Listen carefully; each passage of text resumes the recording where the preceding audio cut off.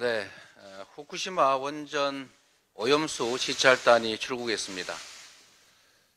오염수인지 처리수인지 핵 폐기물인지 알 수 없지만 우리 인체에 유해하고 또 일본의 오염수 방출이 적절하지 못한 부당한 행위임은 분명합니다. 국민 생명과 건강을 위해서 철저하고 투명한 오염수 검증이 반드시 필요합니다. 그런데 윤석열 정권은 그럴 생각이 전혀 없어 보입니다. 정부는 검증의 핵심인 시료 채취를 처음부터 포기했습니다. 오히려 일본의 시료 채취 거부가 타당하다 이런 입장까지 낸 것으로 보입니다. 시찰단 명단은 꽁꽁 숨겨놨습니다. 취재진 동행도 전혀 없었습니다. 누가 어떻게 검증할 것인지 하나부터 열까지 다 숨기고 있습니다. 이런 방식으로 도출된 결과를 우리 국민들께서 신뢰할 리가 없습니다. 특히 일본 언론에서 벌써부터 시찰단 파견이 후쿠시마 수산물 수입으로 이어질 것이라고 얘기한다고 합니다. 윤석열 정권이 일본이 짜놓은 각본대로 움직이고 있는 건 아닌지 참으로 우려됩니다.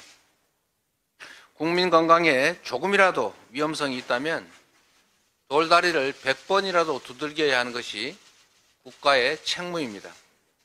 시료 채취도 없고 시찰단 명단도 없고 언론 검증도 없는 산무깜깜이 시찰로 일본의 오염수 투기에 병풍을 서줘서는 결코 안 됩니다. 일본의 심기 경호를 할 것이 아니라 우리 국민의 안전을 지켜내야 합니다. 지금 같은 상황에서 원전 오염수 투기 절대로 해서는 안 됩니다. 가장 피해가 클 인접국가 대한민국 대통령으로서 또 대한민국 정부로서 당연히 반대해야 합니다.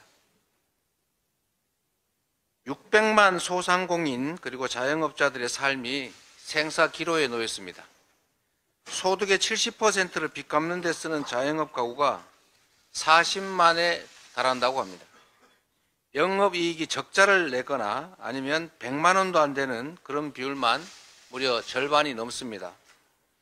수많은 자영업자들이 코로나 때보다 더 혹독하다라면서 고통을 호소하십니다. 그런데 정부 대책은 이런 현장의 고통과는 너무나 동떨어져 있습니다. 소상공인 부채 경감을 위해서 마련한 새출발기금 신청 규모가 당초 계획된 수준의 10분의 1에 불과하다고 합니다. 온갖 갖출 수 없는 조건들을 내세우다 보니까 신청할 수 있는 사람 수가 그만큼 적어서 그런 것입니다. 다른 부분들도 비슷합니다. 정부는 늘려도 부족한 소상공인 정책 자금을 대폭 삭감했습니다. 온전한 손실보상 약속 지키지 않았습니다. 대통령의 핵심 공약인 소상공인 살리기가 사실상 물거품이 됐습니다.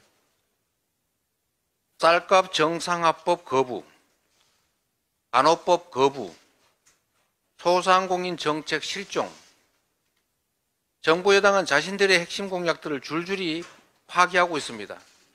자가당착 그 자체입니다.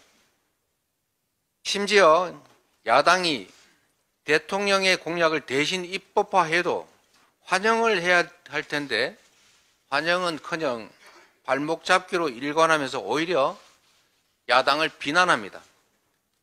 여와 야가 완전히 뒤바뀌었습니다. 정부 여당은 국정 운영에 무한 책임을 져야 합니다.